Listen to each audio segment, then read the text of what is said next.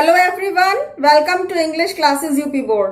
Students, आज की video में हमारा टॉपिक है क्लास 10th के सिलेबस से और क्लास 10th में पोयम सेक्शन से poem number 2 the psalm of life को आज हम स्टडी कर रहे हैं। द साम ऑफ लाइफ, इस टाइटल में एक शब्द है साम, जिसे आप PSALM लिखेंगे। अब यहाँ लिखते समय तो P लिखा जाएगा, लेकिन अगर हम इसे बोलेंगे तो P साइलेंट रहेगा और हम केवल साम शब्द बोलेंगे। इस टाइटल का हिंदी मीनिंग है जीवन का गीत। तो आइए अब इस इंस्पिरेशन देने वाली एक प्यारी सी पोयम को स्टडी करते हैं। Poem number 2 the psalm of life, जीवन का गीत, और इसके पोएट हैं H.W. लॉन्गफेलो। स्टूडेंट्स, यहाँ H.W. लॉन्गफेलो की फोटो दी गई है और फोटो की हेल्प से आप इन्हें याद रख सकते हैं कि द साम ऑफ लाइफ के पोएट हैं H.W. लॉन्गफेलो, और इनके नाम की स्पेलिंग को और टाइटल के स्पेलिंग को आप अच्छे से याद भी कर लें। यह आपके स्टेंजा क्वेश्चन आंसर में काम आएगा। पोयम इस लाइन से स्टार्ट होती है, लाइफ इज रियल, जीवन वास्तविकता है, सच्चाई है। लाइफ इज अर्नेस्ट, एक कभी ना खत्म होने वाली चीज को कहते हैं लाइफ। अर्नेस्ट मीन्स जो लिमिटलेस है, कभी फिनिश नहीं होती, कभी एंड नहीं होता, ये जीवन चलता रहता है। एक व्यक्ति की मृत्यु होती है, लेकिन उसके बाद उसकी और पीढ़ियां जन्म लेती हैं। इसीलिए ये जीवन रूप बदलता रहता है, लेकिन कभी अर्नेस्ट, कभी फिनिश नहीं होता। एंड द ग्रेव, और कब्र, ग्रेव मीन्स कब्र, इज नॉट इट्स गोल, इसका उद्देश्य नहीं है। GOAL, गोल मीन्स उद्देश्य। ग्रेव इज नॉट इट्स गोल, जीवन का उद्देश्य केवल कब्र तक जाना, या ये कह लीजिए कि मृत्यु ही, मरना ही हमारे जीवन का उद्देश्य नहीं है। डस्ट दाउ आर्ट, ये बेटा ओल्ड इंग्लिश में लिखा है। पुरानी इंग्लिश जो कई सदियों पहले इंग्लिश चली आ रही है, ये इंग्लिश उस समय इस तरह से लिखी जाती थी। डस्ट का मतलब है धूल, दाव, दाव मीन्स यू, तुम। आर्ट, आर्ट का मीनिंग है ARE, आर जिसका मतलब है। डस्ट दाव आर, तुम धूल हो। टू डस्ट रिटर्न्स, और धूल में ही वापस चले जाना है। जैसा कि कहा जाता है कि हम मनुष्य मिट्टी से बने हैं और अंत में मिट्टी ही बन जाते हैं, उसी तरीके से ये कहा गया है कि तुम धूल हो और धूल में ही वापस जाना है।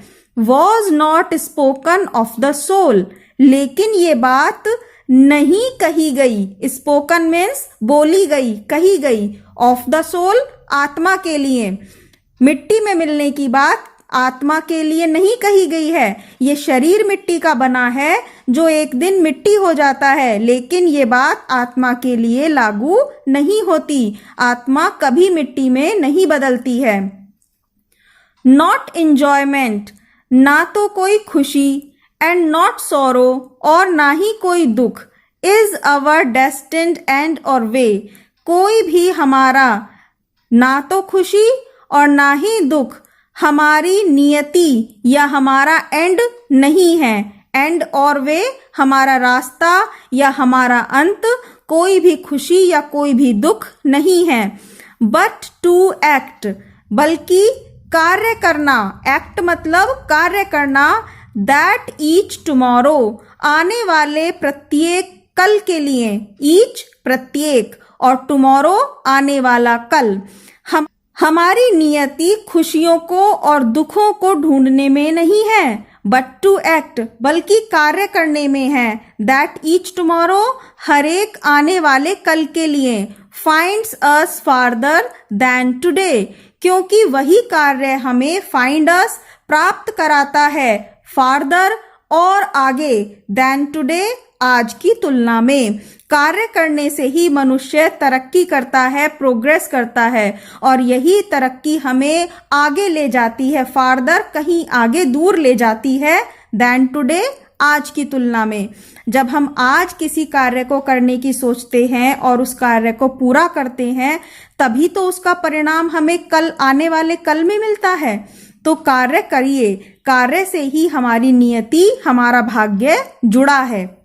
In the world's broad field of battle, संसार के ब्रॉड विशाल फील्ड मैदान ऑफ बैटल युद्ध, संसार के विशाल युद्ध के मैदान में, in the bivouac of life, जीवन की कश्मकश में, बिवॉक मीन्स हलचल, जिसमें हमें पता ना हो कि जीवन में हम आगे क्या करें, कैसे करें, उलझन में फंसे हो।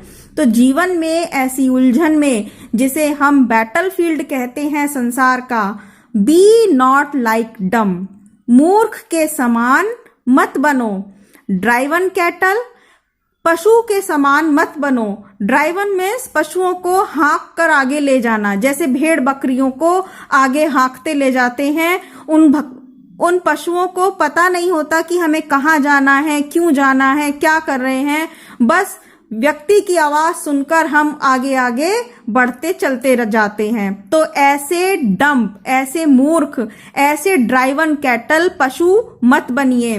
Be a hero in the strife, संघर्ष में, स्ट्राइफ संघर्ष में हीरो बनिए। एक नायक की तरह काम कीजिए, एक लीडर की तरह, क्योंकि हीरो का काम यही होता है कि एक लीडर की तरह वह आगे बढ़ता है, हर परेशानी को खत्म करता हुआ, स्ट्रगल करता हुआ एंड में विजयी होता है।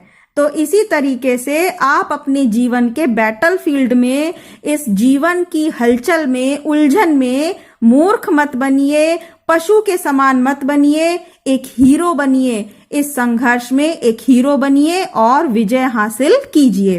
लेट अस, आओ, देन, तब, बी अप एंड डूइंग, उठो और कार्य करो। विद अ हार्ट, अपने दिल के साथ। फॉर एनी फेट, चाहे आगे कोई भी भाग्य, फेट मीन्स भाग्य, चाहे हमारे नसीब में आगे कुछ भी हो, हम अपने दिल के साथ मजबूती से मन को पक्का करके आगे बढ़ें और कार्य करें।